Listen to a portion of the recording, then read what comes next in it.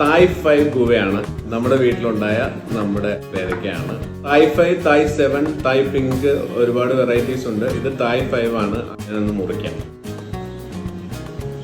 അകം light pink ആയിട്ടുള്ള ഒരു പേരയ്ക്കയാണ്. കഴിച്ചു നോക്കാം നമുക്ക്. അത്ര ക്രിസ്പി അല്ല, അത്യാവശ്യം മധുരം, സീഡൊക്കെ ഉള്ള ഒരു പേരയ്ക്കയാണ്.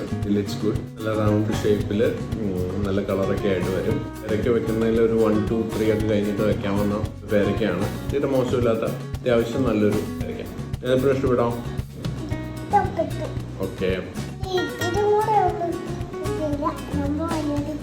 ഒരുപാട് ഹെൽത്ത് ബെനിഫിറ്റ്സ് ഒക്കെ ഉള്ള ഒരു ഫ്രൂട്ടാണ് പേരയ്ക്ക.